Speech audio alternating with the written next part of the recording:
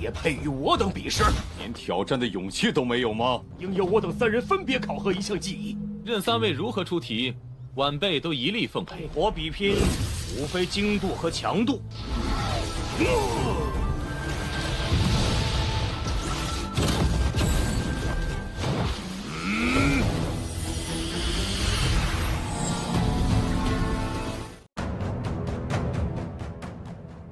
Kembali lagi bersama para jagoan. Seperti biasa, Mimin selalu mendoakan kalian semoga selalu dalam keadaan sehat dan dalam kondisi terbaik.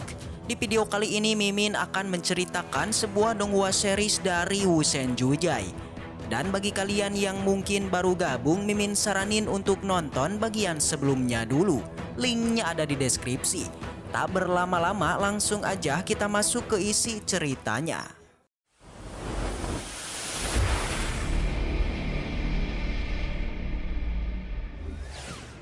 Cerita kembali dilanjutkan yang kini masih memperlihatkan ketua Papiliun yang mulai mengira kalau Qinchen bukan berasal dari 100 dinasti, ia sepertinya berasal dari salah satu keluarga di wilayah Beitian.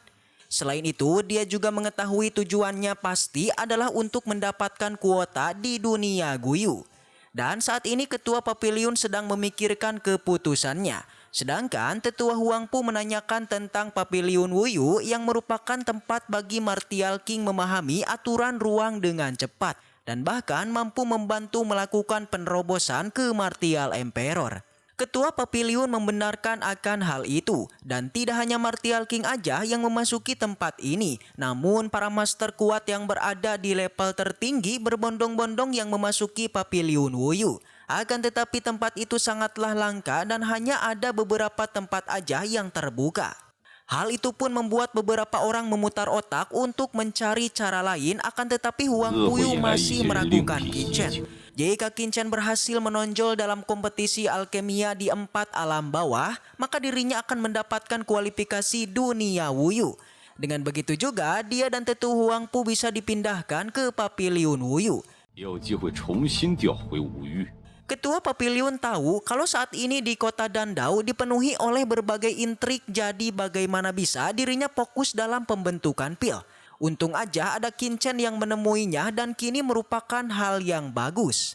Setelah melakukan pembicaraan panjang, Ketua Papiliun mengajak Huangpu untuk keluar. Di alun-alun terlihat kalau sudah ada begitu banyak orang yang berkumpul di sana. Tidak lama kemudian Raja Obat Xuanyi dan kedua muridnya di tempat itu juga ada. Melihat kedatangannya membuat kedua master lainnya mendatangi Xuanyi. Mereka lega karena setelah lama tidak berjumpa, Xuanyi masih baik-baik aja.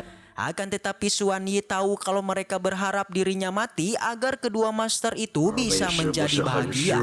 Namun mereka mencoba untuk tetap memberikan perhatian kepada Xuanyi. Apalagi muridnya itu belum lama mati, akan tetapi mengapa Xuanyi hendak mengangkat putra suci lagi? Xuanyi tidak mau menjawabnya dan meminta kedua master untuk tidak mengurusinya. Alhasil kedua master pun hanya bisa terus mewaspadai gerak-geriknya. Di sini kita juga diperlihatkan kepada Tuan He atau si manusia kerdil, yang mana kini dirinya bersama guru dan murid lainnya. Gurunya menanyakan apakah Qinchen benar-benar telah memperlakukan dirinya dengan buruk. Tuan He membenarkan semua itu dan apa yang telah dia katakan sebelumnya semuanya adalah kebenaran. Sedangkan Qinchen sama sekali tidak menanggapi dirinya. Tuan He menjadi sangat bersemangat untuk melihat bagaimana Qinchen mendapatkan hukuman dari Ketua Papiliun. Sesaat kemudian Qinchen pun tiba, akan tetapi Tuan He malah memberikan hormat karena merasa itu adalah Ketua Papiliun. Ia akhirnya sadar dan begitu terkejut karena melihat Qinchen yang baik-baik aja. Padahal dia berharap Qinchen dipukuli sampai tewas oleh Ketua Papiliun. Tanpa sedikit pun berbicara, Qinchen kembali menyentangnya dan membuatnya terpental. Melihat semua itu tentu aja membuat gurunya menjadi sangat marah dan langsung aja melancarkan serangan kepada Qinchen. Akan tetapi Xuanyi segera memberikan perlindungan kepadanya. Perlawanan yang Xuanyi lakukan membuatnya terkejut. Dia meminta untuk tidak mengurusi masalahnya.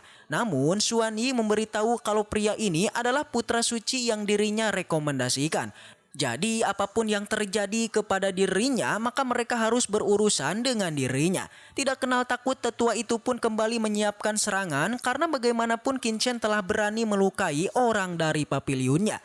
Dia berjanji kalau Qin Chen harus dihabisi pada hari ini juga. Beruntung pertarungan hanya bertahan sebentar aja karena ketua pavilion segera menghentikannya. Melihat ketua pavilion yang telah tiba, semua orang yang berada di alun-alun mulai menyambut kedatangannya dan memberikan hormat.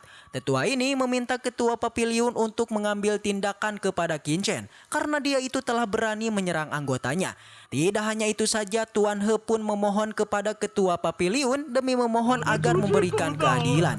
Tuan He atau si manusia kerdil bahkan menangis di hadapannya. Namun ketua pavilion yang sudah tahu apa yang telah terjadi, dia pun tidak begitu peduli kepada tangisannya. Malahan dia itu kesal karena berani-beraninya Tuan He bersikap sombong di hadapan Raja Obat Qin Chen. Jadi untuk apa juga Jin Hong meminta dirinya untuk memberikan keadilan. Padahal yang salah adalah anggotanya. Mendengar semua itu seketika aja membuat Tuan He menjadi panik, begitu juga dengan si Jin Hong. Ia pun meminta para penjaganya untuk menyeret Tuan He keluar dari tempat ini. Dengan ini Jin Hong pun terlihat merasa dendam kepada bos Qin Chen. Kemudian ketua pavilion menjelaskan kedatangannya yang adalah untuk mempersilahkan bos Qin Chen dalam memperebutkan menjadi putra suci. Sontak aja kedua wakil pavilion mereka sangatlah menolak. Bahkan keduanya meminta agar keputusan ketua pavilion itu bisa dipikirkan ulang.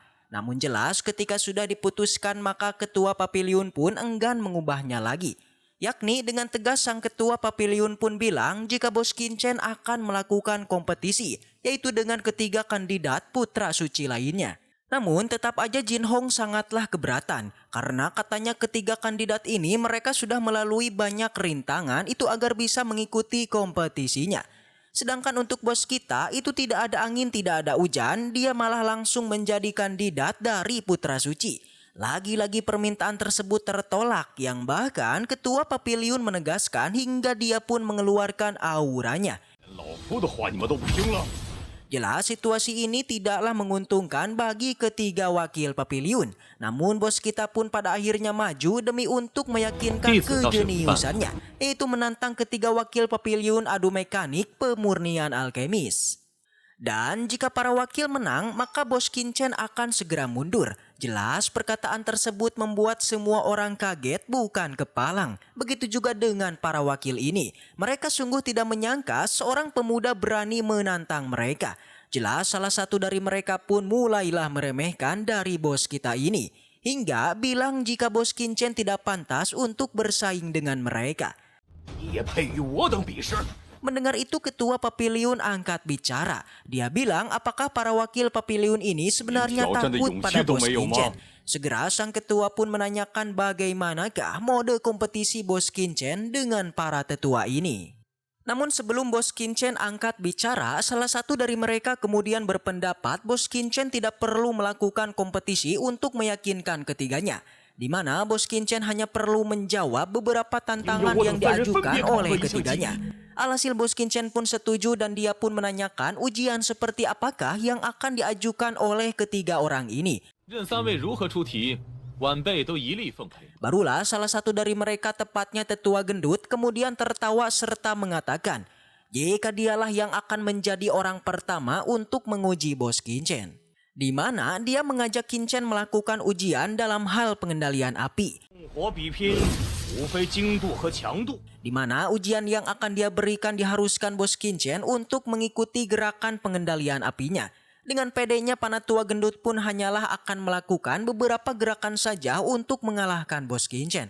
Dan jika bos Qin Chen berhasil menirunya, maka bos Qin Chen lulus ujiannya. Jelas aja mendengar itu bos kita pun tersenyum tipis hingga langsung menyetujuinya. Dan dengan itulah ujian pun dilakukan. Segera tetua gendut pun mengeluarkan kekuatannya dan mengeluarkan api miliknya.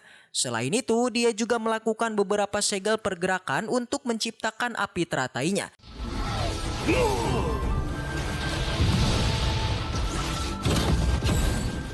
semua orang yang melihatnya menjadi terkejut. Itu karena api yang dikeluarkan sang tetua gendut jelas aja sangatlah kuat.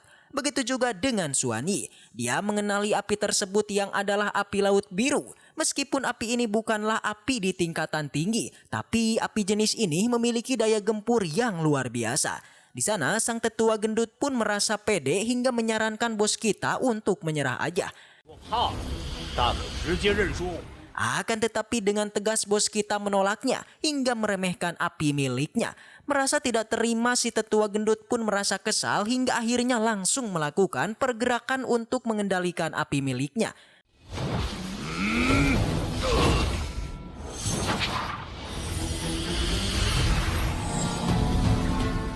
Semua orang menjadi sangat terpesona itu karena api laut milik sang tetua tiba-tiba berubah menjadi sebuah pohon yang sangat besar.